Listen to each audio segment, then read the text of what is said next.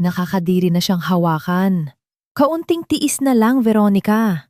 Pagkapirma niya ng Special Power of Attorney, ipapasok na natin siya sa mental asylum. Ang mga salitang ito ni Marco ay tumusok sa hangin ng gabi. Sinundan ng isang tunog na nagpapahiwatig ng pagdampi ng mga labi na nagpukaw ng maruming kasunduan.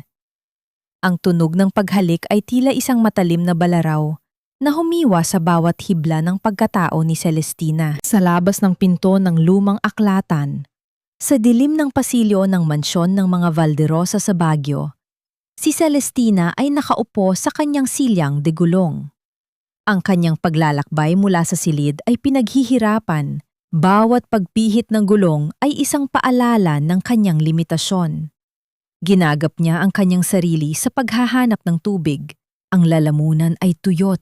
Tila may tumibok na mabigat sa kanyang dibdib. Ang gabi ay bumalot sa Baguio ng hamog na may dalang amoy ng basang lupa. At ang pagpatak ng ulan sa bubong ay nagdagdag sa bigat ng katahimikan na para bang ang buong mundo ay nakikiramay sa isang lihim na kalungkutan. Ilang linggo na ang nakalipas mula nang dalhin ni Marco ang kanyang ina, si Doña Elena at si Veronica, ang matalik niyang kaibigan na itinuring niyang kapatid upang alagaan siya matapos ang aksidente. Naalala pa niya ang pagdating ng mga ito, ang mga ngiti sa kanilang labi na tila ba ay pagmamahal at pagmamalasakit. Ngunit sa likod ng mga ngiting iyon, may gumagapang nakadiliman. Sa hapagkainan, ang mga salita ni Doña Elena ay laging may bahid ng paghamak. Celestina, you know, ang babaeng walang silbi, kahit gaano kaganda, hindi matagal na mapapanatili ang asawa. Kasabay nito, ang mga kamay ni Veronica ay abala sa pagganyak kay Marco, tila isang ahas na umiikot sa kanyang biktima, habang ang mga mata ni Marco ay tila naninimbang, hindi na pagmamahal kundi pagtatakwil.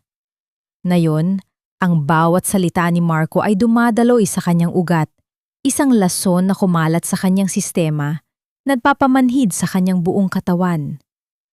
Naramdaman niya ang isang matinding pananakit sa kanyang dibdib, na tila ang kanyang puso ay dinudurog ng unti-unti. Ang lalamunan niya ay tila may bara, hindi makahinga, at ang pagluha ay nanatili sa kanyang mga mata, hindi mailabas. Ang paligid ay biglang naging iba.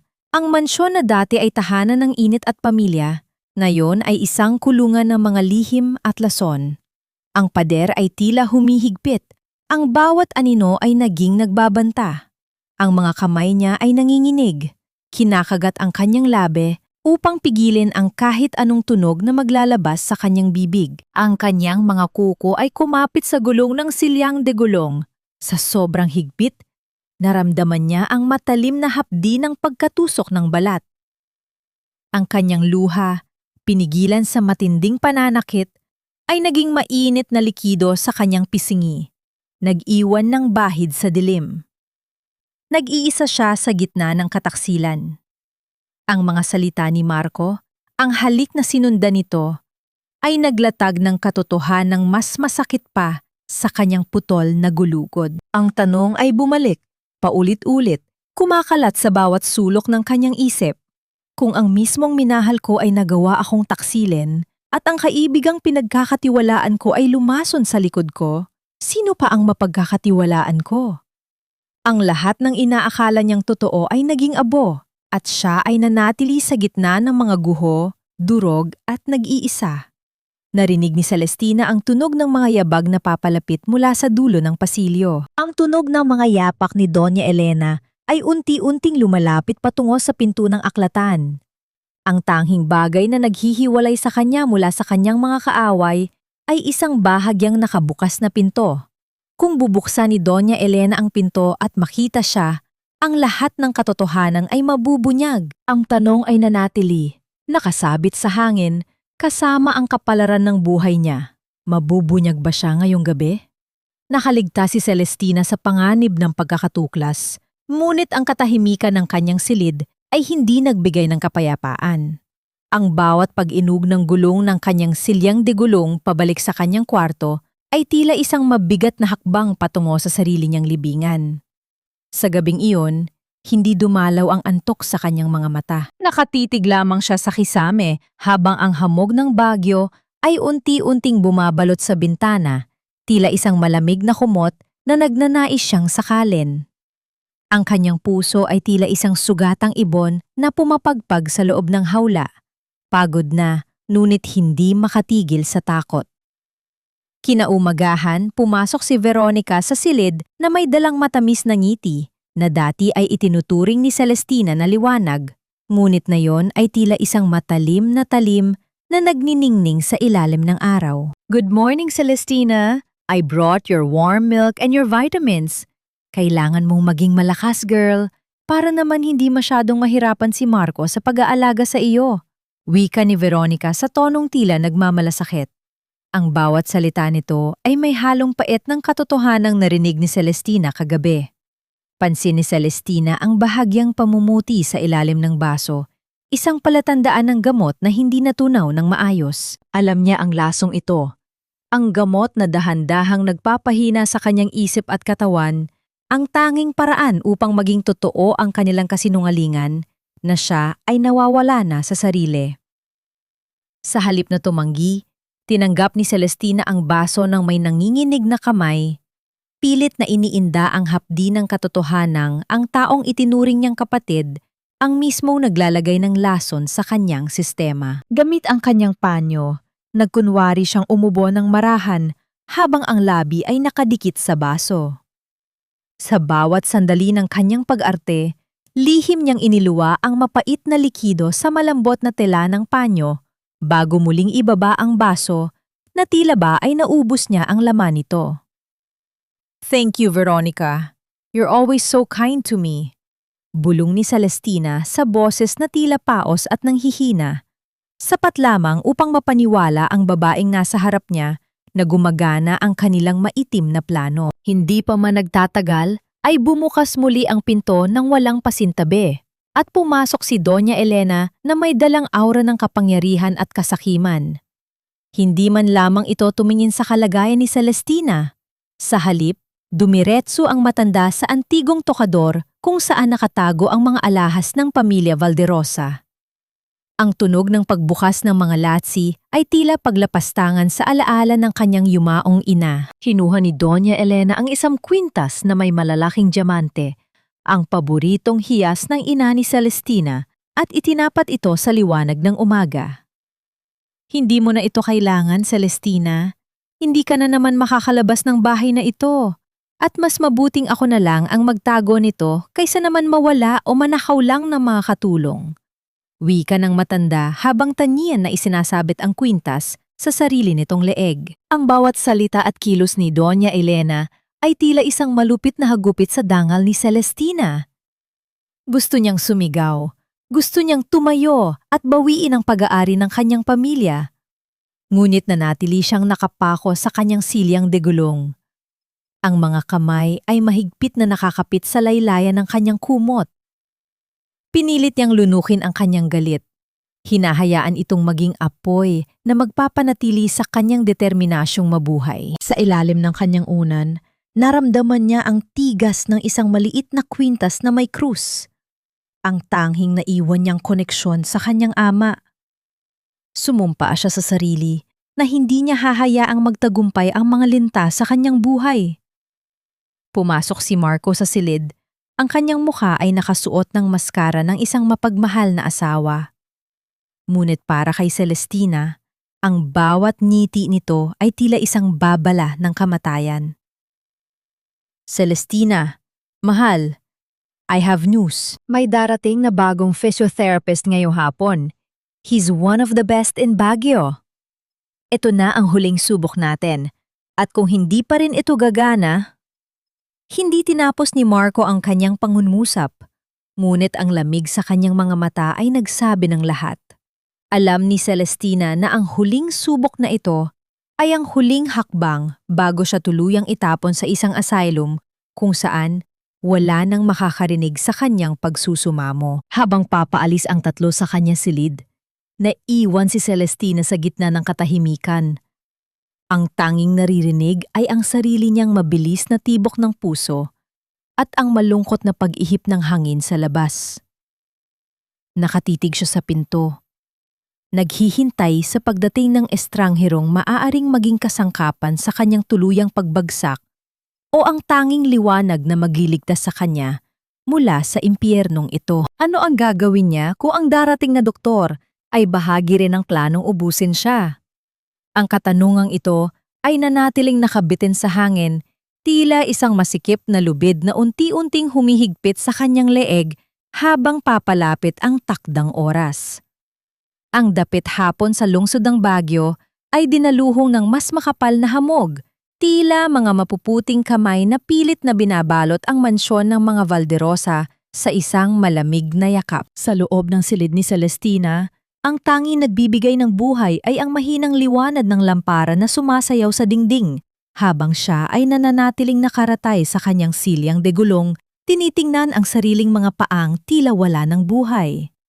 Ang katahimikan ay nabasag lamang nang marinig niya ang tunog ng pagdating ng isang sasakyan sa labas, sinundan ng pagbukas ng mabigat na pinto sa ibaba na nagpahiwatig ng pagdating ng isang panauhin. Pumasok si Adrian Lucero Quintana sa mansyon na may dalang kakaibang aura, isang katahimikang hindi nakakalunod kundi nagbibigay ng kapanatagan.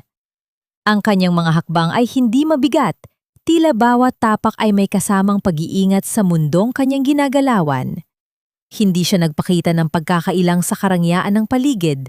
Sa halip, ang kanyang mga mata ay nanatiling nakatuon sa kanyang layunin. Sinalubong siya ni Marco at Veronica sa malawak na sala, kung saan ang dalawa ay agad na nagsimulang magsuot ng kanilang mga maskara ng pinghati. Doc Adrian, thank you for coming. We're really desperate here.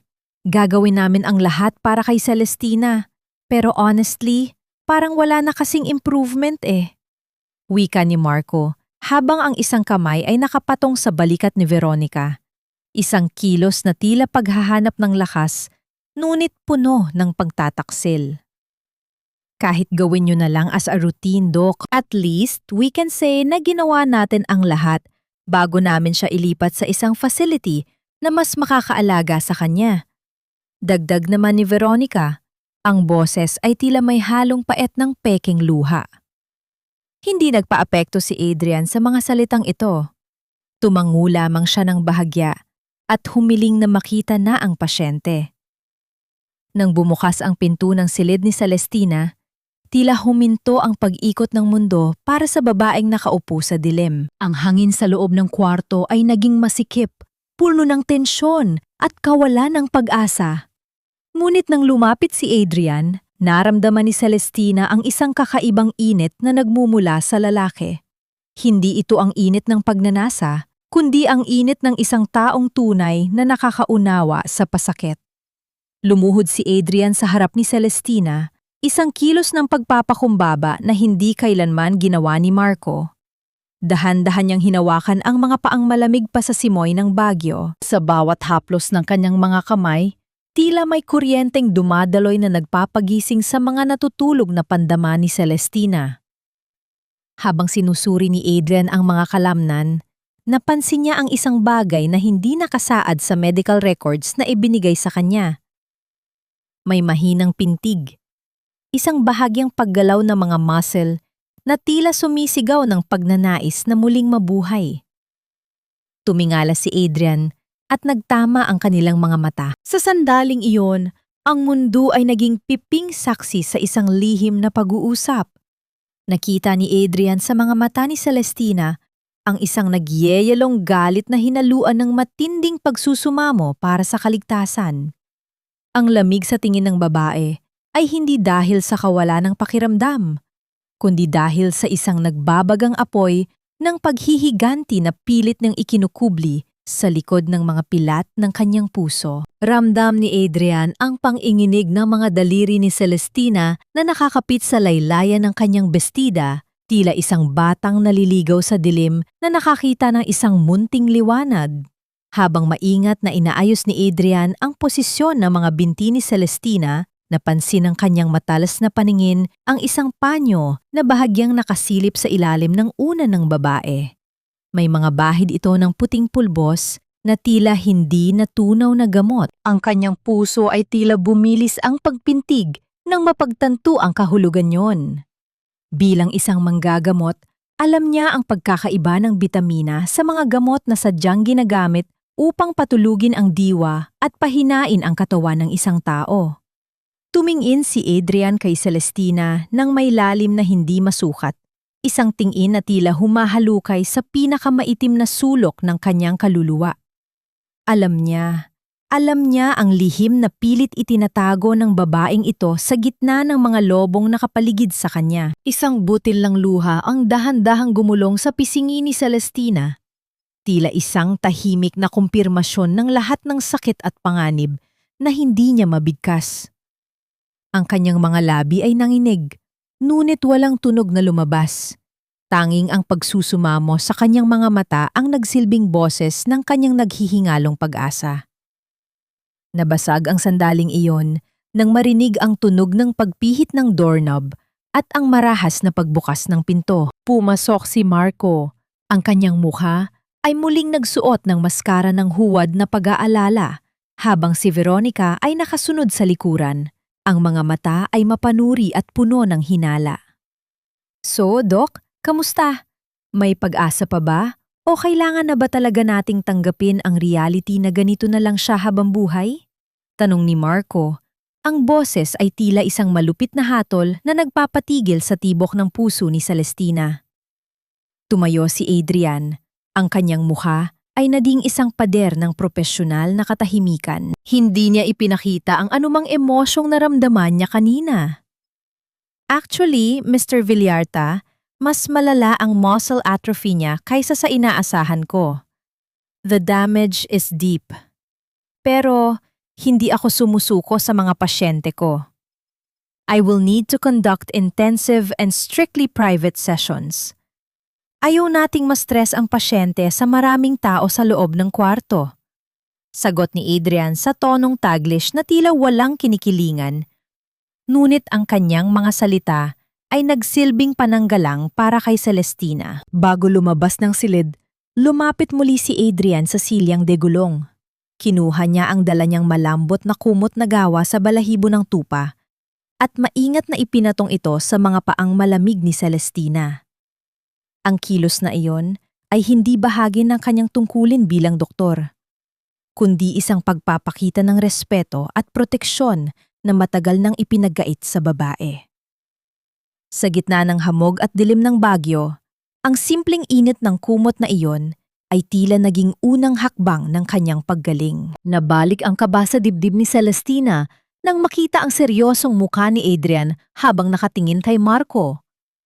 Ang bawat tibok ng kanyang puso ay tila isang babala ng paparating na unos. Mr. Villarta, can we talk sa living room? I need to discuss some very specific details tungkol sa kondisyon ni Celestina na hindi ko pwedeng sabihin sa harap niya. Wika ni Adrian habang ang kanyang mga mata ay nananatiling matigas. Habang naglalakad ang dalawang lalaki palabas, naiwan si Celestina sa gitna ng lumalalim na gabi. Ang tanong ay naging isang mabigat na pasanin sa kanyang isipan. Ilalaglag ba siya ni Adrian upang makuha ang tiwala ni Marco? O ang estrangerong ito ang magiging susi upang mabuksan ang rehas ng kanyang impyerno? Ang tanging naiwan sa silid ay ang amoy ng hamog at ang tunog ng sarili niyang hininga na tila isang panalangin humihingi ng himala. Sa ilalim ng malalaking puno ng pino na nakapalibot sa mansyon, ang boses ni Adrian ay nanatiling kalmado, tila ang lamig ng gabi ay hindi tumatagos sa kanyang pagkatao habang kaharap si Marco sa malawak na balkonahe. Ang usok mula sa sigarilyo ni Marco ay sumasama sa hamog, naglalaro sa hangin bago tuluyang maglaho. I'll handle this, Mr. Villarta. Pero kailangan nating maging maingat.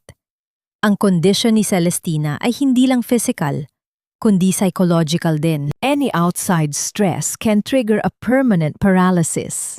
Wika ni Adrian, ang kanyang tinig ay puno ng awtoridad na nagpatahimik sa anumang duda ni Marco. Nakita niya ang isang mabilis na ngiti na sumilay sa labi ni Marco. Isang ngiting hindi puno ng pag-asa, kundi ng kaginhawaan na tila ba ay nakuha na nito ang lisensya upang tuluyang pabayaan ang asawa. Nang bumalik si Adrian sa silid ni Celestina, narinig ang mahinang tunog ng trangka na sumara. Isang hudyat na sila ay ligtas na mula sa mga mapanuring mata ng mga linta sa labas. Ang silid ay nababalot ng isang uri ng bigat na tila ba ang bawat hininga ay isang pakikibaka. Lumapit si Adrian sa kama kung saan nakaupo si Celestina sa kanyang silyang degulong. Tila isang rebulto ng pighate. Inilabas ni Adrian ang panyo na may bahid ng puting pulbos mula sa kanyang bulsa at dahan-dahang inilatag ito sa maliit na mesa. Inilatag ni Adrian ang panyo sa maliit na mesa sa tapat ni Celestina. Ang puting pulbos na naiwan sa tela ay nagniningning sa ilalim ng ilaw ng lampara, tila mga kristal ng katotohanang matagal nang gustong isigaw ni Celestina, ngunit hindi niya magawa. Tumingin si Adrian ng diretso sa mga mata ng babae. Mahinahon ang kanyang tinig, ngunit may bigat ng awtoridad at pag-aalala. Bakit mo pinapabayaan ang sarili mo, senyora? Tanong niya, na para bang ang kanyang boses ay isang marahang pagdamay na tumagos sa matagal ng kinikimkim na sakit sa puso.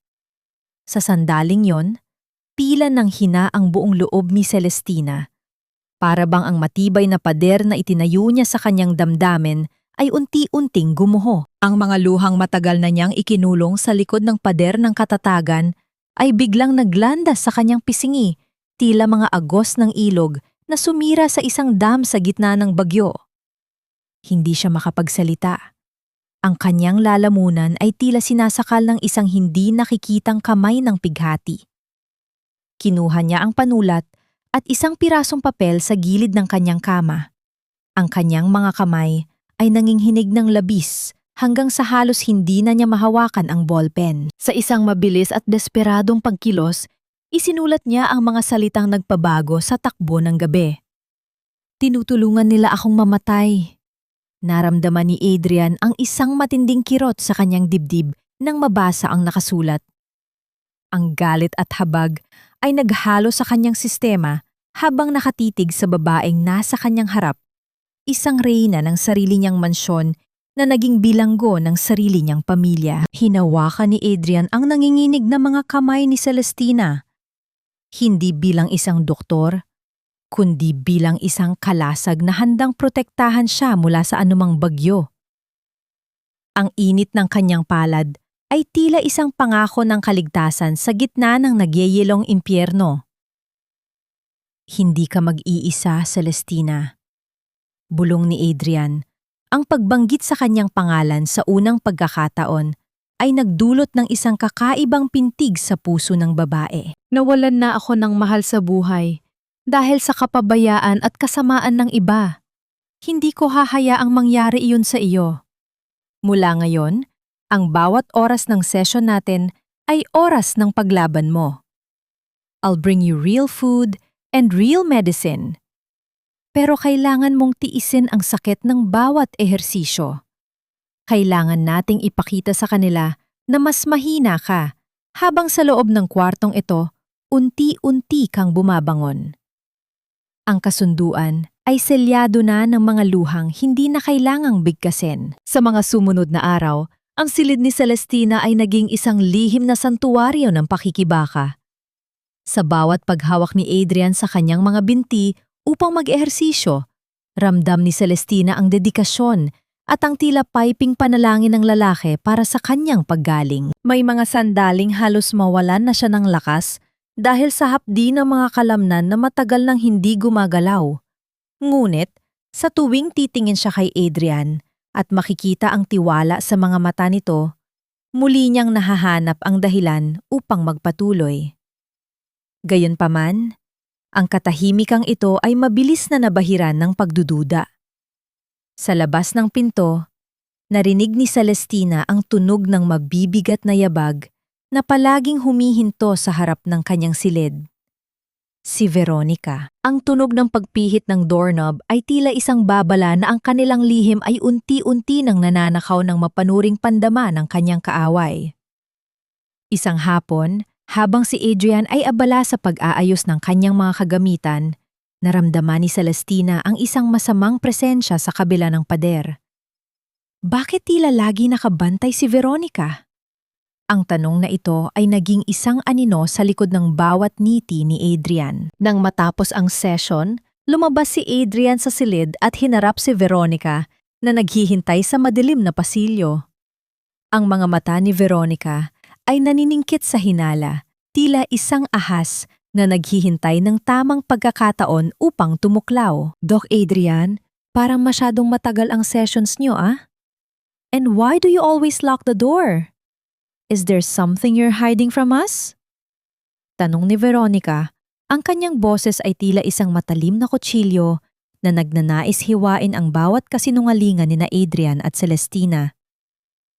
Ang katahimikan sa madilim na patsilyo ay tila naging isang laro ng matitinding titigan sa pagitan ni Adrian at Veronica. Sa harap ng mapanuring mga mata ng babae, nanatiling bato ang mukha ni Adrian. Ang kanyang tindig ay puno ng propesyonalismo na tila isang pader na hindi matitibag ng anumang hinala. Miss Salceda, the sessions are strictly private dahil ang focus ni Celestina ay masyadong fragile. Ang pag-lock ng pinto ay protocol upang matiyak na walang distractions na maaring mag-trigger ng kanyang panic attacks. I'm sure you want her to recover as much as we do, right? Ang bawat salita ni Adrian ay binitawan ng may tamang timpla ng lamig at katwiran, sapat upang mapaatras si Veronica kahit panandalian. Nang makaalis ang doktor, ang hangin sa loob ng mansyon ay tila naging mas mabigat. Isang hudyat na ang tunay na impyerno ay nagsisimula pa lamang kapag wala na ang kanilang nag-iisang tagapagtanggol. Kinagabihan, ang bango ng hamog sa labas ay napalitan ng masangsang na amoy ng alak nang pumasok si Marco sa silid ni Celestina. Ang kanyang mga hakbang ay hindi maayos at ang bawat tapak ng kanyang sapato sa sahig ay tila isang babala ng paparating na bagyo. Hindi siya nagsalita ng kahit anong pambungad na may pagmamahal.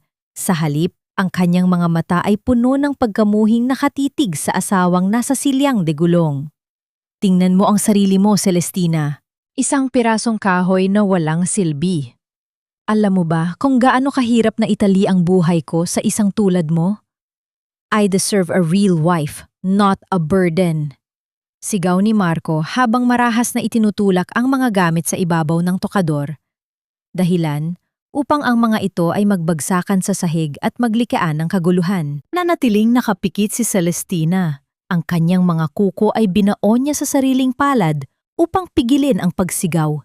Hinahayaan ang bawat insulto na humiwa sa kanyang kaluluwa habang ang luha ay dahan-dahang nanunuot sa kanyang mga pilik mata. Hindi pa man humuhupa ang sakit na idinulot ni Marco, ang umaga ay nagdala ng panibagong uri ng pagpaparusa. Pumasok si Veronica sa silid na suot ang paboritong bestidang sutla ni Celestina. Ang kulay asul na tila langit na dati ay nagbibigay sa kanya ng liwanag. Ang bawat kilos ni Veronica ay tila isang mapanirang sayaw. Sadyang lumalapit ito sa kanya upang maamoy ni Celestina ang sarili niyang pabango na ginagamit na ngayon ng kanyang kaibigan. Bagay ba sa akin, Celestina? Marco said, I look much more alive in this than you ever did. Huwag kang mag-alala. Ako na ang bahalang magsuot ng mga gamit mo para hindi naman sila mapang-iwanan. Wika ni Veronica habang tinitingnan ang sarili sa salamin nang may kasamang mapang-uyang na ngiti. Ang tunog ng pangtawa nito ay tila mga tinik na tumutusok sa pandama ni Celestina, lalo na nang makita niya sa refleksyon ng salamin ang pagyakap ni Marco kay Veronica mula sa likuran, isang tahimik na pag-amin ng kanilang pagtataksil sa harap mismo ng kanyang nanghihinang katawan. Ang huling hagupit ng araw na iyon ay nagmula kay Doña Elena. Pumasok ang matanda na may dalang isang makapal na dokumento, ang Special Power of Attorney na magbibigay sa kanila ng ganap na kapangyarihan sa lahat ng ari-arian ni Celestina. Ang bawat salita ng matanda ay tila isang lason na binalot sa asukal. Huwag mo na kaming pahirapan, Celestina. Pirirmahan mo lang ito at tinitiyak ko sa'yo na hindi ka na mag-aalala sa kahit ano. Kami na ang bahala sa lahat At ang kailangan mo lang gawin ay matulog at magpahinga. Isipin mo na lang na pambayad mo ito sa lahat ng sakripisyo ni Marco para sa'yo. Wika ni Doña Elena habang inilalagay ang panulat sa nanginginig na kamay ni Celestina. Gamit ang lahat ng kanyang natitirang lakas sa pag-arte, sadyang pinalala ni Celestina ang panginginig ng kanyang kamay. Hinahayaan ang panulat na mahulog ng paulit-ulit sa sahig, nagkukunwaring hindi na niya kayang kontrolin ang kanyang mga kalamnan upang makaiwas sa pirmahan na magtatapos sa kanyang kalayaan. Sa gitna ng lahat ng pambubugbog sa kanyang emosyon, ang tangi nagbibigay sa kanya ng lakas ay ang alaala ng init ng palad ni Adrian at ang pangakong muli siyang makakatayo. Ngunit ang pang-asang iyon ay biglang nanganib ng mapansin ni Veronica ang isang bagay sa ilalim ng kama ni Celestina. Ang matalas na paningin ng ahas ay nakakita ng isang maliit na lalagyan ng pagkain na sadyang itinago doon. Ang masustansyang pagkain na lihim na dinadala ni Adrian para sa kanyang paggaling. Lumapit si Veronica. Ang kanyang mga hakbang ay puno ng hinala at dahan-dahang kinukuha ang lalagyan mula sa madilim na bahagi ng sahig. What is this? This doesn't look like the hospital food we're giving you. Bulong ni Veronica habang ang kanyang muka ay nagpapakita ng isang nakakatakot na ngiti ng pagkakatuklas. Ang bawat tibok ng puso ni Celestina ay tila naging isang malakas na tambol ng kaba na nagpapaalingaw sa kanyang buong katawan. Nakatitig siya sa lalagyan na hawak ni Veronica, ang tanging ebidensya ng kanyang pakikipagkasundo kay Adrian. Kung malalaman nila ang totoo, hindi lang ang kanyang paggaling ang matitigil, kundi maging ang buhay ni Adrian ay malalagay sa pang-anib. Ang hangin sa silid ay tila naglaho at ang katahimikan ay naging masikip na tila isang kamay na humahawak sa kanyang lalamunan. Paano niya maipaliliwanag ang pagkain na iyon nang hindi inilalantad ang kanyang lihim? Ang katanungang ito ay nanatiling nakabitin sa pagitan nila habang si Veronica ay nagsisimulang buksan ang takhib ng lalagyan nang may mapanganib na kuryosidad. Ang hangin sa loob ng silid ay tila naging yelo nang dahan-dahang buksan ni Veronica ang takhib ng lalagyan ng pagkain. Ngunit bago pa man niya tuluyang masilip ang laman nito, ang tunog ng pagpihit ng trangka ng pinto ay nagpalingon sa kanya. Pumasok si Adrian na may dalang kalmado, ngunit mapang-utos na presensya. Sa isang mabilis at matalinong pagkilos, kinuha niya ang lalagyan mula sa kamay ni Veronica ng may propesyonal na awtoridad. Miss Salceda, that's a clinical supplement I prescribed. Masyadong matapang ang lasa nito at amoy gamot, kaya sadyang itinago ko sa ilalim para hindi ma-overwhelm ang pasyente. It's part of the treatment plan na dinala ko mula sa Manila. Paliwanag ni Adrian sa tonong Taglish na walang bahid ng pag-aalinlangan. Ang kanyang malamig na titig ay tila isang babala na huwag makialam sa kanyang trabaho, dahilan upang mapilitang lumabas si Veronica na may halong inis at napapahiya.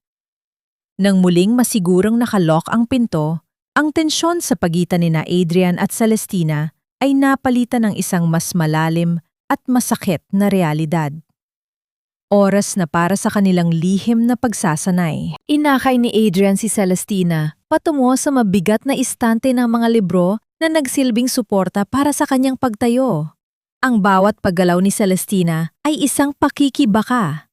Ang kanyang mga kalamnan na matagal nang hindi gumagalaw ay tila binubuhusan ng kumukulong tubig sa tindi ng hapdi.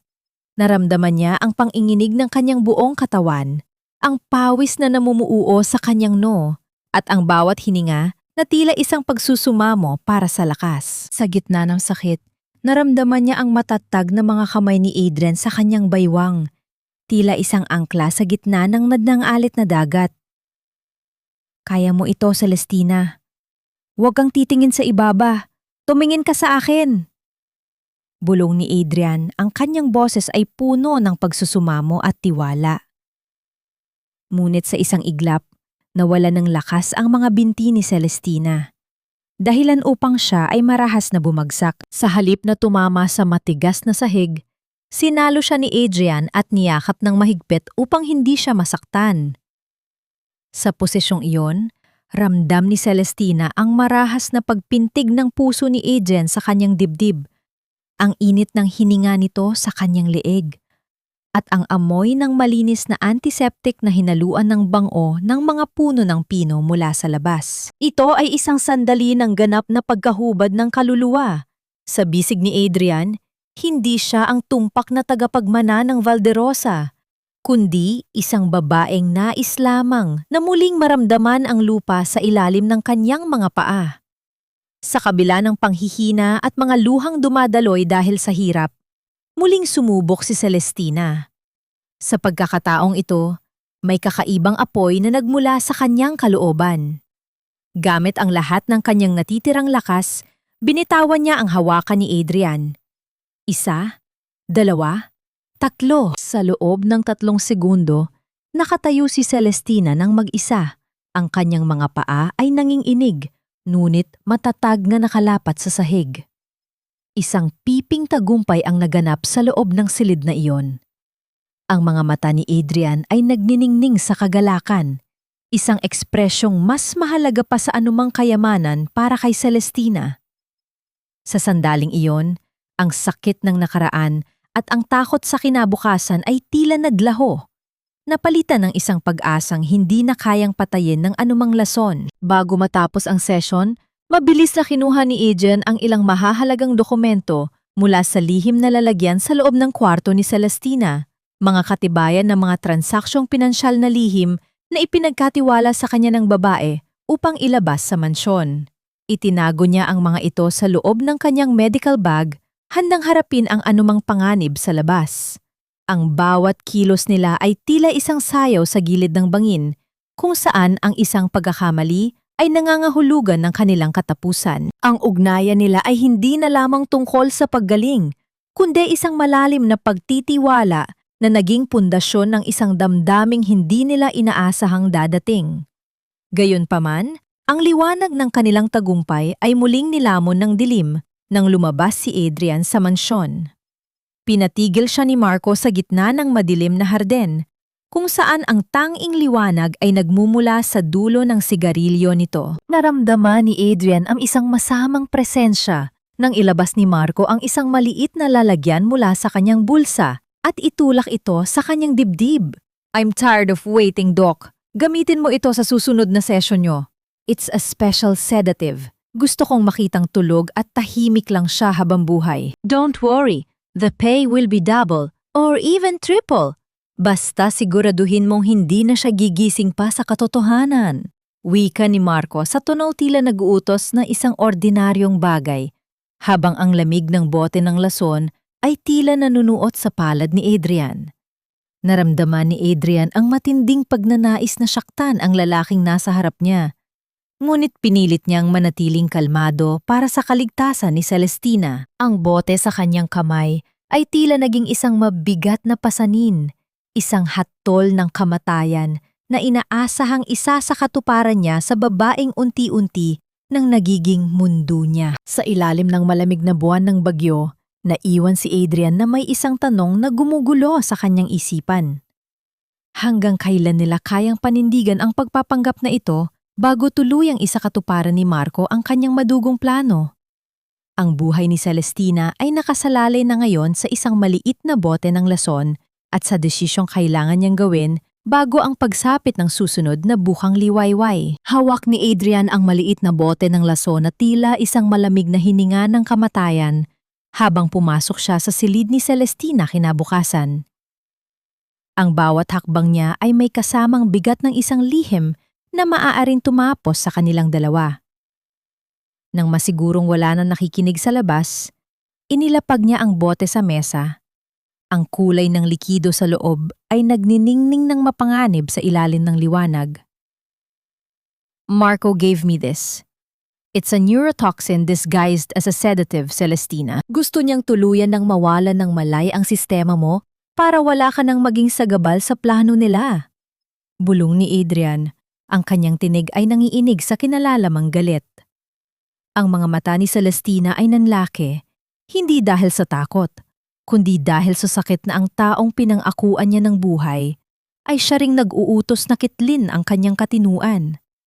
Sa labas ng silid, ang mansyon ay nababalot ng isang uri ng nakakasulasok na kagalakan. Abala sina Marco at Veronica sa pag-aayos ng mga imbitasyon para sa gaganaping Grand Fiesta, isang marangyang pagdiriwang para sa anibersaryo ng Valderosa Group. Naririnig ni Celestina ang kanilang tawanan mula sa ibaba, ang tunog ng kanilang pagkakasundo sa gitna ng kanyang pagdurusa. Alam niya ang tunay na pakay ng okasyong iyon. Ito ang gabi kung saan opisyal na ipapahayag ang kanyang pagkawala sa sarili upang tuluyang makuha ni Marco ang lahat. Ngunit sa bawat tawa ni na Marco, lalong tumitibay ang loob ni Celestina. Sa tulong ni Adrian, lihim na niyang naipadala ang mga ebidensya ng pagnanakaw sa kanyang tanging kamag-anak na mapagkakatiwalaan. Ang kanyang tiwo na nasa ibang bansa na nangakong darating bago matapos ang linggo. Ang kalupitan ng pamilya ni Marco ay hindi natapos sa mga dokumento. Isang hapon, pumasok si Doña Elena sa silid ni Celestina na may dalang isang kahon. Inilabas niya ang isang mahabang bestida na kulay itim. Ang tela ay tila kinuha mula sa kadiliman ng gabi. Ito ang isusuot mo sa Sabado, Celestina. Pinili ko ito dahil mukha kang pormal. Tila bahanda ka na sa iyong huling pamamaalam sa mundo ng mga Valderosa. Wika ng matanda habang ipinapatong ang damit sa kandungan ng babae. Ang itim na bestida ay tila naging isang simbolo ng luksa para sa isang taong buhay pa. Isang paalala na sa mata ng kanyang mga kaaway, siya ay isa na lamang aninong naghihintay na mabura. Sa kabila ng lahat ng ito, hindi tumitigil si Celestina sa kanyang pakikipaglaban. Tuwing malalim na ang gabi at ang lahat ay himbing na sa tulog, dahan-dahan siyang bumabangon mula sa kanyang silyang degulong. Ang bawat paggalaw ng kanyang mga binti ay tila paglililok sa bato. Bawat hakbang ay may kasamang matinding panghinginig at hapdi. Kinakagat niya ang kanyang panyo upang hindi makalika ng kahit anong tunog habang sinusubukang lakarin ang distansya mula sa kanyang kama patungo sa bintana. Doon, sa ilalim ng malamig na liwanag ng buwan ng Bagyo, ang kanyang anino ay unti-unting nagiging matatag, isang lihim na mandirigmang naghahanda para sa kanyang huling pag-atake. Nang dumaan ang gabi bago ang takdang araw, ang katahimikan sa pasilyo ay nabasag ng mahinang tunog ng mga yabag ni Veronica. Ang babae ay tila may hinahanap. Ang kanyang hinaala ay hindi pa rin natutulog. Sa isang hindi inaasahang sandali, napatingin si Veronica sa bahagyang nakabukas na pinto ng silid-aklatan na katabi ng kwarto ni Celestina. Ang liwanag ng buwan ay tumago sa bintana, nagbibigay ng anino sa isang figura na nakatayo ng tuwid at matatag, tila isang estatwa ng hustisya na nagbabalik mula sa hukay. Ang puso ni Veronica ay tila huminto sa pagpintig nang makita ang imaheng iyon. Ang panginginig ng kanyang mga kamay ay hindi niya mapigilan, habang ang kanyang paningin ay nakapako sa aninong hindi dapat naroroon. Isang tunog ng mabilis na paghinga ang lumabas sa kanyang bibig nang mapagtanto na ang aninong iyon ay pamilyar. Masyadong pamilyar para sa isang taong dapat ay nakalumpo sa silyang degulong. Sa gitna ng dilim, ang misteryong iyon ay tila naging isang matalim na kuko na kumakalmot sa kanyang katinuan. Sino ang aninong iyon na naglakas loob na tumayo sa gitna ng gabi? At anong katotohanan ang nakatago sa likod ng pintong matagal na nilang inakalang sarado?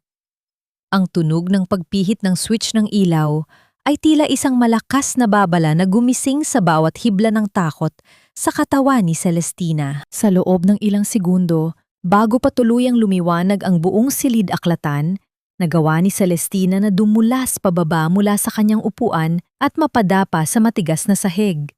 Naiwan niyang nakaluwag ang preno ng kanyang silyang digulong upang hindi ito humarang sa kanyang galaw. Hindi naging madali ang pagbagsak. Ramdam niya ang matinding kirot sa kanyang balikat at ang muling pagsakit ng kanyang gulugod. Gayunman, pinilit niyang pigilin ang anumang ingay at manatiling tahimik. Nang tuluyang bumukas ang ilaw, nakita ni Veronica ang isang tila kahabag-habag na eksena. Si Celestina, nakasubsob sa sahig, nanginginig, at ang mga kamay ay pilit na inaabot ang isang baso ng tubig na sadyang itinumba niya upang maging dahilan ng kanyang pagkilos. Ang hinala sa mga mata ni Veronica ay hindi agad naglaho, ngunit nang makita ang mga gasgas sa tuhod ni Celestina na dahan-dahang naglalabas ng bahid ng dugo dahil sa matinding pagkakasubsob, ang pagdududa ay napalitan ng isang mapanirang tuwa. Lumapit si Veronica, hindi upang tumulong, kundi upang pagmasdan ang paghihirap ng kanyang biktima. You look so pathetic, Celestina. Akala ko ba naman ay nakatayo ka na? Iyon pala ay gumagapang ka lang na parang uod sa sahig. Wika ni Veronica habang ang kanyang boses ay tila isang matalim na karayom na tumutusok sa dangal ni Celestina.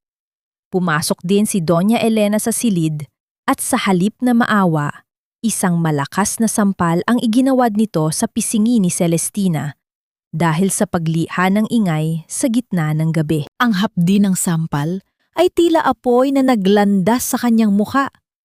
Ngunit mas masakit ang katotohanang ang lahat ng ito ay kailangan niyang lunukin para sa kanyang huling plano. Kinabukasan, nang dumating si Adrian para sa kanilang session, agad niyang napansin ang pamamaga sa pisingi ni Celestina at ang mga benda sa kanyang tuhod. Naramdaman ni Adrian ang isang matinding kulo ng dugo na tila nagnanais sumabog sa galit laban sa mga taong gumagawa nito. Sa loob ng saradong silid, lumuhod si Adrian sa harap ni Celestina at maingat na hinawakan ang kanyang mukha. Ang kanyang mga ibudaliri ay dahan-dahang hinahaplos ni Adrian ang namamagang bahagi ng balat ni Celestina. Ang kanyang mga ibudaliri ay tila nanginginig sa pagitan ng habag at nagbabagang galit.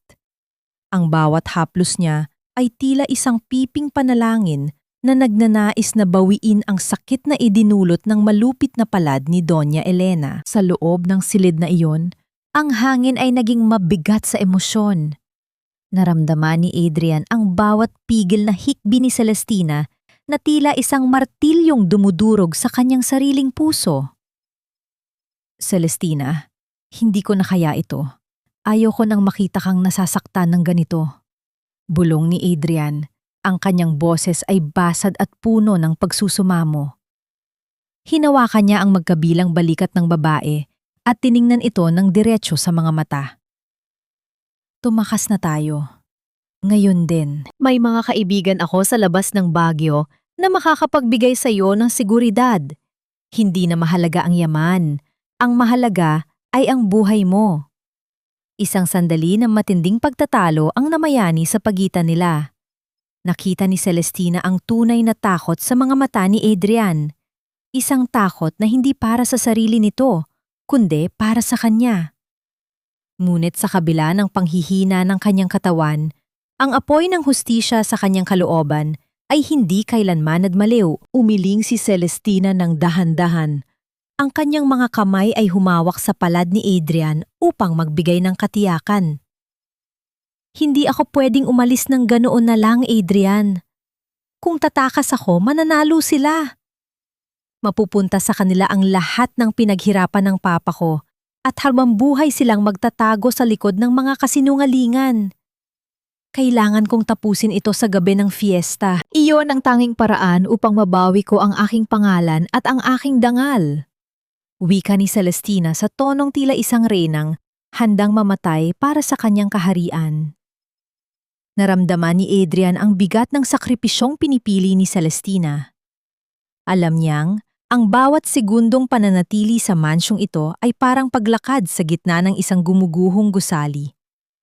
Gayunpaman, dahil sa kanyang malalim na paggalang at pagmamahal sa katatagan ng babae, tumango siya bilang tanda ng pagsang-ayon. Inayos niya ang mga benda sa tuhod ni Celestina ng may higit na pag-iingat. Tila bawat ikot ng tela ay isang panata ng katapatan. Kung yan ang desisyon mo, mananatili ako sa tabi mo hanggang sa huling sandali. Nakabalik na ang abogado niyo mula sa ibang bansa at hawak na niya ang lahat ng ebidensya. Magiging handa ang lahat sa Sabado. Pangako ni Adrian, habang ang kanyang titig ay naging isang kalasag na handang humarap sa anumang panganib. Dumating ang gabi, bago ang takdang araw ng Grand Fiesta. Ang gabi, kung saan ang lahat ng pagpapanggap ay nakatakdang magwakas. Ang mansyon ay tila naging isang libingang tahimik, ngunit may dalang kakaibang tensyon na nagpapapaba sa bawat hininga. Pumasok si Marco sa silid ni Celestina na may dalang isang baso ng gatas. Ang liwanag ng buwan na tumatago sa bintana ay nagbigay ng isang nakakatakot na anino sa mukha ni Marco, na tila ba ang kanyang pagkatao ay tuluyan ng nilamon ng kadiliman. Uminom ka na, Celestina. Kailangan mang matulog ng mahimbing para sa event bukas. This is my special gift for you para hindi ka na mabalisa. Wika ni Marco sa tonong tila ba ay naglalambing, ngunit ang lamig sa kanyang tinig ay tila isang hatol ng kamatayan. Inilapit ni Marco ang baso sa labi ni Celestina. Ang kanyang mga mata ay hindi kumukurap habang hinihintay ang bawat paglagok nito. Ang puting likido sa loob ng baso ay tila naging isang masamang pangitain ng lason na sadyang ibinigay sa kanya upang tuluyan siyang patahimikin. Sa sandaling iyon, ang buong mundo ni Celestina ay tila huminto. Naramdaman niya ang malamig na salamin sa kanyang labi at ang amoy ng gatas na may halong pait ng kataksilan. Sa bawat patak na dumadaloy sa kanyang lalamunan, isang tanong ang naging huling hiling ng kanyang puso. Ito na ba ang katapusan ng kanyang laban? O ito ang magiging mitsa ng isang apoy na hinding-hindi na nila kayang apulahin? Nakatitig si Marco sa kanya ng may mapanganib na kuryosidad, habang ang anino ng kamatayan ay tila sumasayaw sa paligid ng kanyang kama. Nakatitig si Marco kay Celestina, ang kanyang mga mata ay tila sa isang buwayang naghihintay na malunod ang kanyang biktima, habang ang bawat patak ng gatas ay dumadaloy sa lalamunan ng babae. Hindi kumukurap ang lalaki, tinitiyak na walang masasayang sa lason na kanyang inihanda. Nang maubos ang laman ng baso, isang mapanuring ngiti ang sumilay sa labi ni Marco.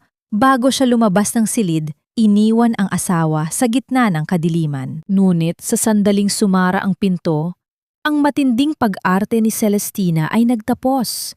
Gamit ang teknik na itinuro sa kanya ni Adrian, hindi niya hinayaang tuluyang pumasok ang likido sa kanyang sistema. Sa halip, ay itinago niya ito sa ilalim ng kanyang dila.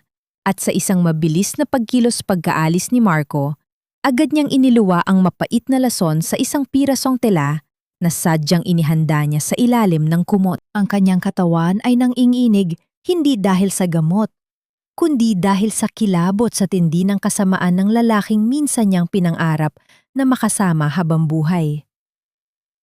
Lumipas ang mga oras at ang mansyon ay binalot ng isang nakabibinging katahimikan. Ang lahat ay tila mahimbing na ang tulog.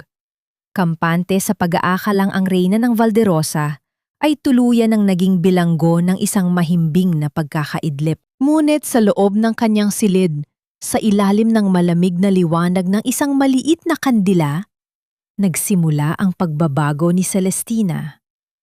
Kinuha niya ang kanyang mga kagamitan sa pagpapaganda at dahan-dahang binura ang maputlang make-up na sadyang ginagamit niya upang magmukhang may sakit. Sa bawat haplos ng bulak sa kanyang mukha, tila binubura rin niya ang bawat bakas ng kahinaan at pagtitiis. Nang kuhanin niya ang kanyang lipstick na kulay matingkad na pula, ang kanyang mga kamay ay hindi na nanginginig. Ang kulay na iyon sa kanyang mga labi ay hindi lamang palamute. Ito ay simbolo ng kanyang muling pagsilang. Isang kulay na kasing tapang ng dugong, dumadaloy sa kanyang mga ugat na handang bumawi sa lahat ng ninakaw sa kanya.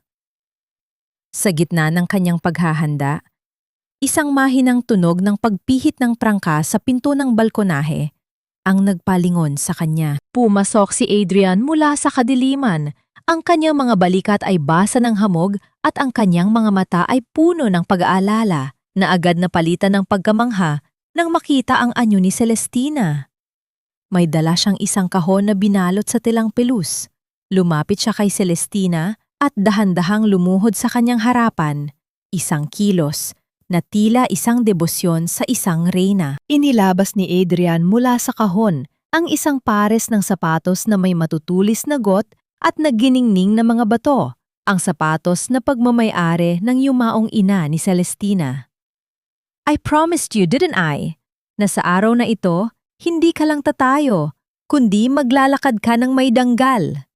Bulong ni Adrian, ang kanyang boses ay tila isang mainit na musika sa gitna ng malamig na gabi. Maingat niyang hinawakan ang paa ni Celestina, ang kanyang mga daliri ay dahan-dahang ipinasok ang bawat paa sa sapatos. Ang bawat haplos ni Adrian ay tila isang gamot na nagbibigay ng init sa mga kalamnan ni Celestina. Nang magtama ang kanilang mga mata, ang distansya sa pagitan nila ay naglaho. Idinikit ni Adrian ang kanyang no sa no ni Celestina, isang tahimik na sandali ng pag-iisa at malalim na koneksyon. You look beautiful, Celestina. Huwag kang matakot. I will be right behind you, watching over you in every step you take. Dagdag ni Adrian sa tonong Taglish na puno ng katapatan. Ang sandaling yon ay binalot ng isang langman na pagmamahal, isang pag-ibig na hindi nangangailangan ng maraming salita. Sapat na ang init ng kanilang mga hininga upang sabihing hindi sila susuko. Bago sumapit ang bukang liwayway, kailangang umalis ni Adrian upang hindi mapansin ng mga tauhan ni Marco. Naiwan si Celestina na nakaupo sa dilim, suot ang kanyang baluti ng kagandahan sa ilalim ng kanyang pantulog na damit. Nang sumikat ang araw, ang mansyon ay naging abala. Narinig ni Celestina ang tunog ng mga maleta na inilalabas. Ang mga boses ni na Marco, Veronica at Doña Elena na puno ng pananabik para sa gaganaping fiesta sa malaking hotel. Pumasok si Marco sa kanyang silid sa huling pagkakataon. Tiningnan ang tila natutulog niyang anyo ng may halong pandidire bago tuluyang lumabas at isara ang pinto. Ang tunog ng metal na naglalapat at ang pag-ikot ng susi mula sa labas ay tila isang malupit na hatol na naghihiwalay kay Celestina mula sa labas ng mundo. Ikinulo nila siya, iniwan sa isang kwartong walang pagkain o tubig, sa pag-aakalang doon na magtatapos ang kanyang kwento. Habang naririnig niya ang paglayo ng mga sasakyan sa labas, ang katahimikan sa loob ng mansyon ay naging masikip at nakakalunod. Nakatitig si Celestina sa nakasarang pinto. Ang kanyang puso ay tila isang tambol na nagbabadyang magsimula na ang digmaan. Paano siya makakalabas sa nakatrangkang pintong ito upang harapin ang kanyang mga kaaway sa gitna ng karamihan? Ang katanungang ito ay naging isang hamon sa kanyang katinuan, habang ang orasan sa dingding ay patuloy sa pag-ikot patungo sa oras ng kanyang huling paghuhukom. Sa kabilang dako ng lungsod, ang ballroom ng Grand Hotel sa Baguio ay punong-puno ng kapanlinlang na ningning. Ang mga kristal na chandelier ay nagtatapon ng liwanag na tila mga diamanteng naglalaro sa bawat sulok. Ngunit ang kislap na ito ay hindi sapat upang takpan ang dilim ng kataksilang nagaganap sa loob. Ang mga kilalang tao sa lipunan, ang mga opisyal at ang mga mamamahayag ay naroroon upang saksihan ang grand fiesta ng pamilya Valderosa. Ngunit sa gitna ng marangyang tugtugan at tawanan, isang malaking kasinungalingan ang iniluluto sa harap ng lahat. Umakyat si Marco sa entablado. Ang kanyang mukha ay sadyang binalot ng isang malungkot na anyo. Tila ba pasang-pasan niya ang bigat ng mundo? Sa kanyang kamay ay hawak niya ang isang panyo na sadyang idinidikit sa kanyang mga mata upang magkunwaring nagpupunas ng luha. Ladies and gentlemen, it breaks my heart to stand here tonight without my beloved wife Celestina. Alam niyo naman ang sinapit niya. And now, as her condition worsens, as she loses her connection to reality, I have no choice but to take over the responsibility. Para sa legacy ng mga Valderosa, kailangan kong maging matatag kahit durog na durog ang puso ko. Wika ni Marco sa tonong Taglish na puno ng drama. Ang mga tao sa ibaba ay tumatango ng may habag. Hindi alam na ang luhang nakikita nila ay kasing peke ng bawat salitang lumalabas sa kanyang bibig. Sa gilid na entablado, si Doña Elena ay nakaupo sa isang silyang tila trono, Ang kanyang leeg ay pinalamutian ng mga alahas na sadyang inakaw mula kay Celestina. Ang kanyang mukha ay puno ng kapalaluan, tila ba siya na ang bagong reyna ng lungsod. Katabi niya si Veronica, na walang hiyang suot ang isang kwintas na may malalaking diamante na pagmamay-ari ng yumaong ina ni Celestina. Hindi ba't bagay sa akin, tita? Marco was right. Kailangang ilabas ang mga hiyas na ito kaysa mabulok lang sa tabi ng isang babaeng wala ng katinuan. Bulong ni Veronica habang hinahaplos ang kwintas ng may mali siya. Ang kanilang mga mata ay nagkikislapan sa kasakiman. Naghihintay na lamang sa huling pirma na magtatapos sa kapangyarihan ni Celestina. Habang nagaganap ang marangyang palabas sa hotel, sa loob ng madilim na mansyon, ang katahimikan ay nabasag ng pagdating ni Adrian. Kasama ang isang matapat na panday na matagal nang pinagkakatiwalaan ng pamilya Valderosa, hinarap nila ang nakatrangkang pinto ng silid ni Celestina. Ang tunog ng mekanismo ng susi na pilit binubuksan ay tila isang himig ng kalayaan para sa babaeng nasa loob. Nang tuluyang bumukas ang pinto, tumambad sa kanila si Celestina. Hindi siya ang nanghihinang pasyente na inaasahan ng marami. Nakatayo siya ng tuwid, suot ang kanyang matingkad na pulang bestida na tila nag-aapoy sa gitna ng dilim. Ang kanyang buhok ay maayos na nakapusod at ang kulay ng kanyang mga labi ay kasing bagsik ng kanyang determinasyon. "Handa ka na ba, Celestina?" Tanong ni Adrian. Ang kanyang tinig ay puno ng paghanga at pag-aalaga. Lumapit siya at iniyalay ang kanyang braso upang magsilbing gabay. "This is it. Ang gabi ng pagbawi mo sa lahat." Tumango si Celestina. Ang kanyang mga mata ay nagdiningning sa isang uri ng liwanag na hindi nanggagaling sa mga chandelier, kundi sa isang pusong muling nabuo mula sa mga piraso ng pagkawasak. Sa bawat hakbang niya palabas ng mansyon, ang tunog ng kanyang matutulis na takaw na bumabagsak sa sahig na marmol ay tila isang deklarasyon ng digmaan. Bumalik ang eksena sa hotel, kung saan ang abogado ni Marco ay inilabas na ang mga dokumento ng Special Power of Attorney. Ang bawat pahina ay tila isang hatol na magtatanggal sa karapatan ni Celestina sa kanyang sariling buhay at ari-arian. "And now, in front of everyone, I will sign these papers to officially protect the Valderosa Group for my wife's sake," anunsyo ni Marco habang kinukuha ang panulat. Ang mga mamamahayag ay nagsimulang ihanda ang kanilang mga kamera. Ang mga flash ng liwanag ay tila mga kidlat na nagbabadya ng isang unos. Nang ilapat ni Marco ang dulo ng panulat sa papel, ang malalaking pinto ng ballroom ay biglang bumukas ng marahas. Lumiha ng isang malakas na tunog na nagpatigil sa lahat ng ingay sa loob ng sulyapan. Ang hangin mula sa labas ay pumasok sa loob ng hall, tinatangay ang mga kortina at nagdadala ng lamig ng bagyo. Lahat ng mata ay nalingon sa direksyon ng pintuan. Isang figura ang nakatayo doon.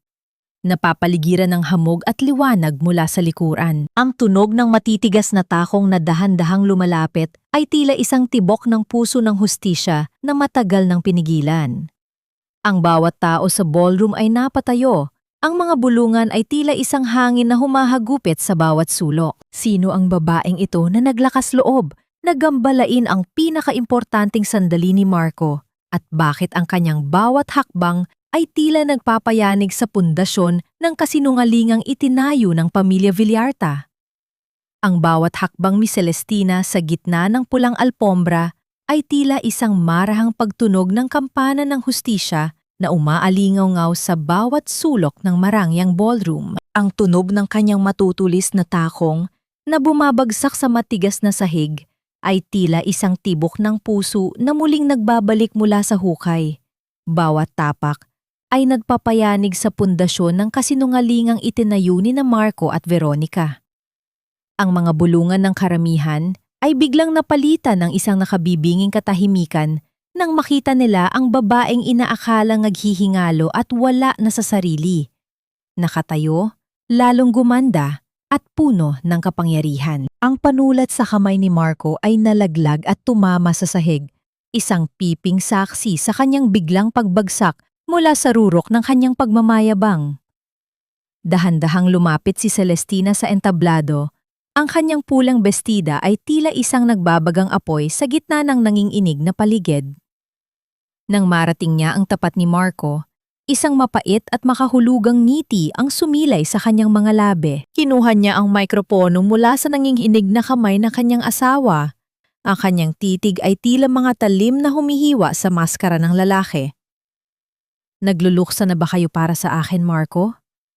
Mukhang masyado kayong naging abala sa paghahanda para sa aking huling pamamaalam.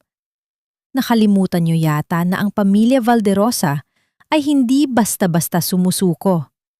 Wika ni Celestina sa tonong Taglish na puno ng awtoridad. Ang mga tao sa ballroom ay nagsimulang maglabas ng kanilang mga telepono. Ang mga flash ng kamera ay tila mga kidlat na nagbabadya ng isang malaking unos na wawasak sa pamilya Villarta.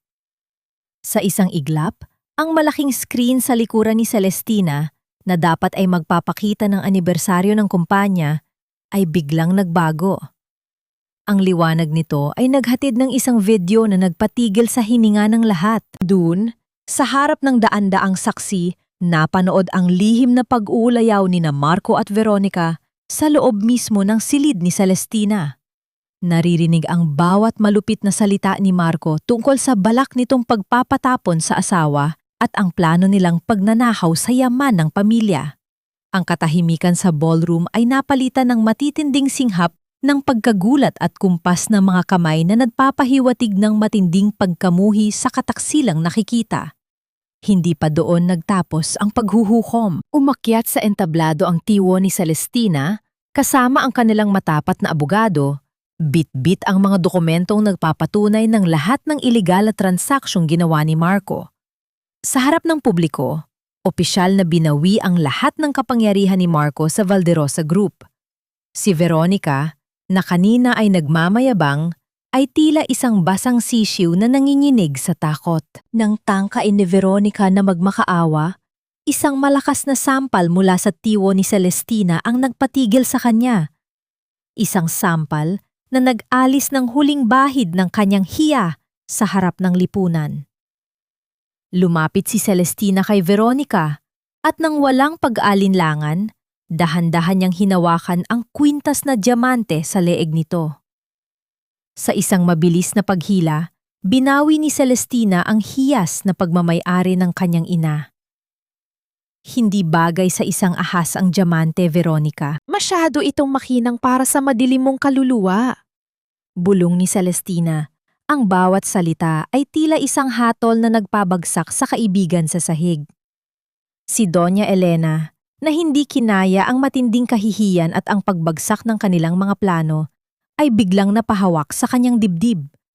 Ang kanyang mukha ay namutla at ang kanyang mga mata ay nanlaki bago siya tuluyang bumagsak sa kanyang silya, tila nawalan ng malay dahil sa tindi ng presyon ng karma. Ngunit ang atensyon ng lahat ay muling bumalik kay Marco.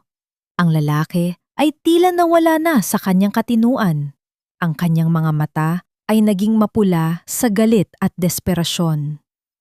Habang ang mga tauhan ng seguridad ay papalapit sa kanya, isang mabilis na pagkilos ang ginawa ni Marco na nagpahinto sa paghinga ng bawat tao sa loob ng ballroom. Dahan-dahang inabot ni Marco ang loob ng kanyang tuksido at inilabas ang isang maliit na bagay na nagniningning sa ilalim ng ilaw ng chandelier. Isang baril. Ang anghong niyo ay nakatutok ng diretsyo sa puso ni Celestina. Ang kanyang kamay ay nanginghinig sa pagitan ng takot at pagnanasang pumatay. Kung hindi ako magkakaroon ng lahat, Celestina, sisiguraduhin kong wala ring maiiwan sa iyo. Sigaw ni Marco. Ang boses ay puno ng kabaliwan. Ang mga tao ay nagsimulang magtakbuhan at magsigawan sa takot. Ngunit si Celestina ay nanatiling nakatayo ng tuwid, hindi kumukurap, habang ang kamatayan ay nakaturo sa kanya. Sa gitna ng kaguluhan, isang figura mula sa gilid ng entablado ang nagsimulang gumalaw. Ngunit ang tanong ay mananatiling nakasabit sa hangin. Mapipigilan ba ang mitsa ng huling paghihiganti ni Marco bago tuluyang dumanak ang dugo sa gitna ng tagumpay ni Celestina? Ang hangin sa loob ng malawak na ballroom ay tila naging yelo, habang ang lahat ng mata ay nakatuon sa nanginginig na kamay ni Marco na may hawak na baril. Ang katahimikan ay naging masikip at nakakalunod. Tanging ang mabilis at malalim na paghinga ni Marco ang naririnig sa gitna ng tensyon. Sa bawat segundong lumilipas, ang hongyo ay tila isang sumpa na nagbabadyang tumapo sa tagumpay ni Celestina. Ngunit sa gitna ng desperasyon ni Marco, isang mabilis na anino ang gumalaw mula sa gilid ng entablado. Bago pa man magawa ni Marco na ilapat ang kanyang daliri sa gatilyo, dinaluhong na siya ni Adrian ng may bilis na hindi inaasahan ng sinuman. Ang tunog ng pagtama ng mga katawan sa matigas na sahig ay tila isang babala ng wakas, sinunda ng pagtilapo ng bakal na sandata patungo sa madilim na sulok ng sulyapan. Nagkaroon ng malaking kaguluhan sa loob ng hall. Ang mga tauhan ng seguridad at mga pulis na kanina pa kanabantay ay agad na sumaklolo upang puksain ang anumang banta. Naririnig ang malakas na pag-utos ng mga awtoridad habang pilit na pinipigilan ang nanlalaban na si Marco. Ang bawat sigaw ng lalaki ay puno ng kabaliwan at pagsisisi. Ngunit huli na ang lahat. Ang bawat tao sa ballroom ay naging saksi sa kanyang tuluyang pagbagsak mula sa rurok ng kapangyarihan patungo sa kadiliman ng rehas. Habang inilalabas si Marco, ang kanyang mukha ay nabahiran ng matinding kahihiyan.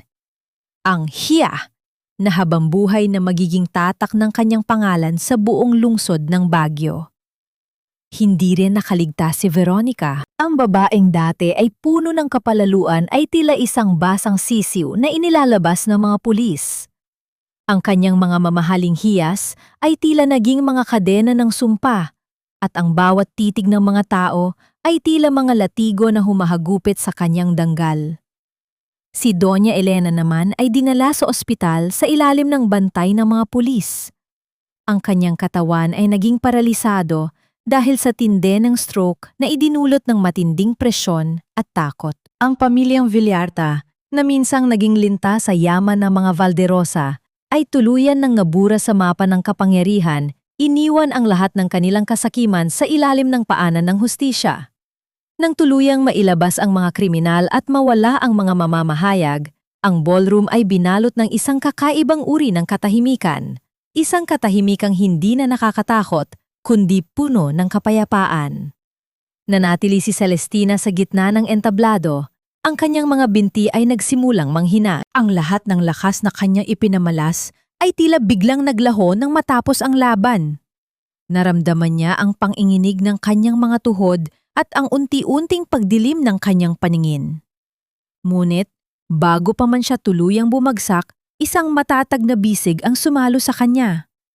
Ang init ng katawan ni Adrian ay tila isang kumot na bumalot sa kanyang panginginig, nagbibigay ng katiyakan na tapos na ang lahat. Isinandal ni Celestina ang kanyang ulo sa dibdib ni Adrian at doon, sa gitna ng malawak at bakanteng hall, ay tuluyan ng umagos ang kanyang mga luha. Hindi ito mga luha ng pighati, kundi mga luha ng ganap na paglaya. Naririnig niya ang mabilis ngunit kalmadong tibok ng puso ni Adrian, isang himig na nagpapaalala sa kanya na sa wakas ay ligtas na siya. Hinaplos ni Adrian ang kanyang buhok ng may matinding pagmamahal. Ang kanyang boses ay tila isang bulong ng hangin sa gabi. Safe ka na, Celestina. Tapos na ang laban. You're free now. Wika ni Adrian sa tonong Taglish na puno ng katapatan. Ang sandaling yun ay naging isang banal na sandali ng paghihilom. Sa bisig ng lalaking naging liwanag niya sa dilim, naramdaman ni Celestina ang unang tunay na hininga ng kalayaan sa loob ng mahabang panahon.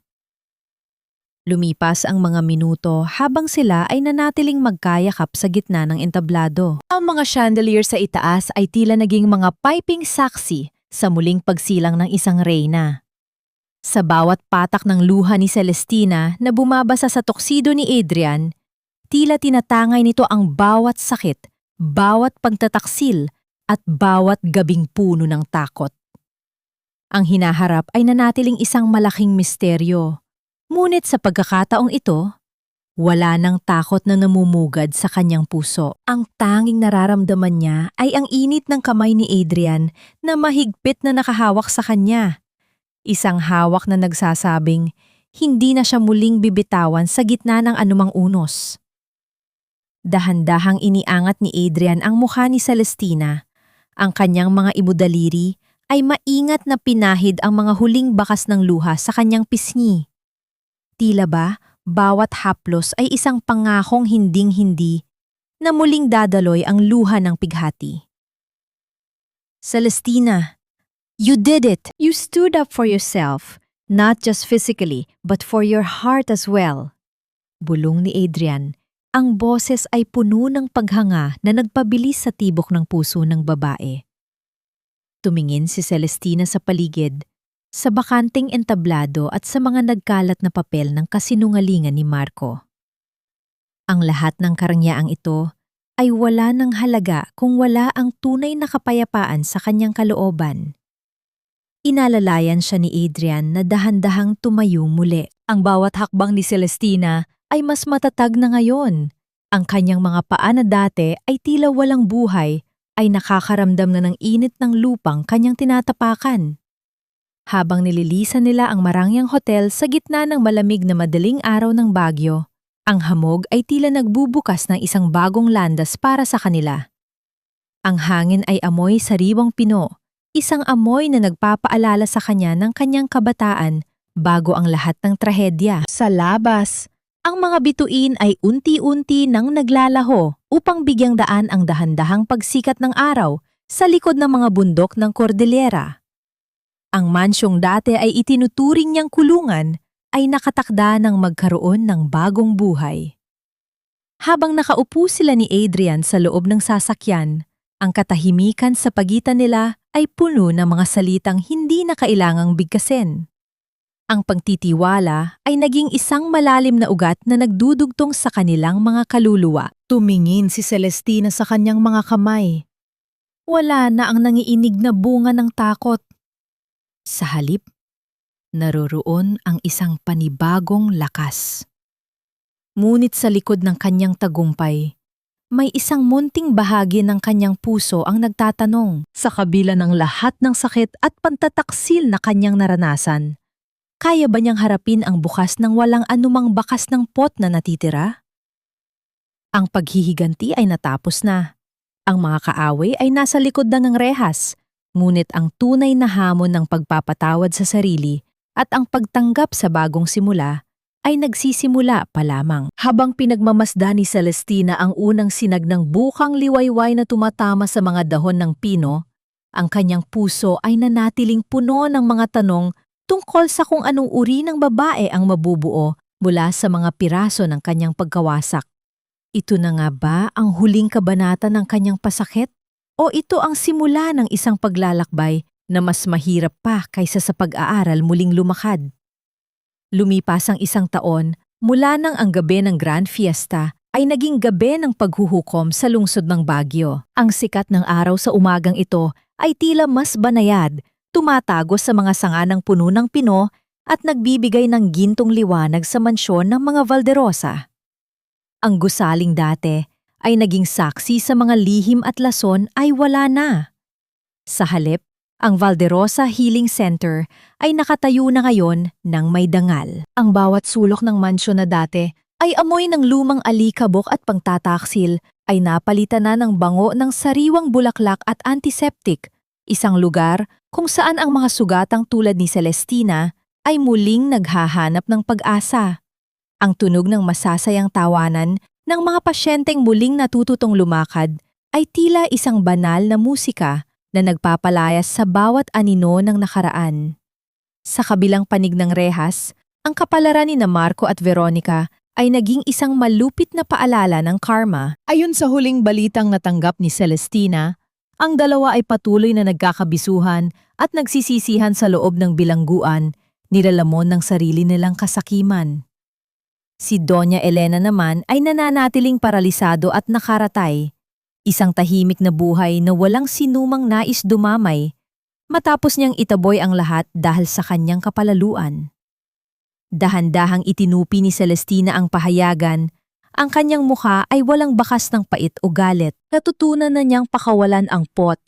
Hindi dahil karapat-dapat silang patawarin, kundi dahil karapat-dapat ang kanyang puso sa ganap na kapayapaan. Ang tunay na hustisya ay hindi lamang ang pagpapakulong sa kanila, kundi ang kakayahan niyang muling ngumiti ng walang takot. Naglalakad si Celestina sa mahabang pasilyo ng center.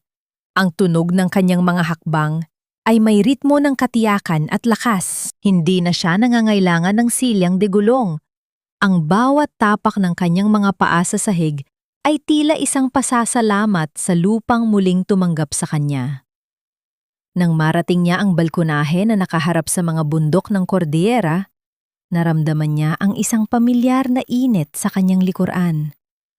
Hindi na kailangang lumingon ni Celestina upang malaman kung sino ang dumating. Ang amoy ng malinis na hangin at ang kakaibang kapanatagan na dala ng lalaking ito ay sapat na upang pakalmahin ang anumang natitirang kaba sa kanyang dibdib. Lumapit si Adrian at tumayo sa kanyang tabi. Ang kanilang mga balikat ay bahagyang naglalapat, nagbibigay ng init sa gitna ng malamig na simoy ng Baguio. Napaka-peaceful ng morning dito, di ba? You've transformed this place into something beautiful, Celestina. Wika ni Adrian sa tonong Taglish na puno ng paghanga. Inabot ni Adrian ang kamay ni Celestina at dahan-dahang pinagsalikop ang kanilang mga daliri. Ang bawat haplos ni Adrian ay tila isang selyo ng kanilang pinagdaan ng hirap at tagumpay. I'm so proud of you. Hindi lang dahil nakakalakad ka na, kundi dahil nakikita ko na ang dating Celestina na puno ng liwanag. Isang matamis na ngiti ang sumilay sa mga labi ni Celestina at sa unang pagkakataon, ang kanyang mga mata ay nagniningning hindi dahil sa luha, kundi dahil sa tunay na kaligayahan. Sa huling sandali ng kanilang pag-iisa sa balkonahe, habang pinagmamasdan ang dahan-dahang pag-akyat ng araw sa langit, isang mahalagang aral ang naging huling hiling ng puso ni Celestina para sa lahat ng makakarinig ng kanyang kwento. Ang tunay na lakas ng isang babae ay hindi nasusukat sa kanyang kakayahang magtiis ng sakit ng walang kibo, kundi sa kanyang tapang na buiin muli ang sarili mula sa mga basag na piraso ng kanyang pagkawasak. Ang pagpapatawad sa sarili ay ang unang hakbang patungo sa kalayaan at ang pag-ibig na nagmumula sa pagrespeto at pag-unawa ay ang tanging gamot na tunay na makapagpapahilom sa anumang sugat.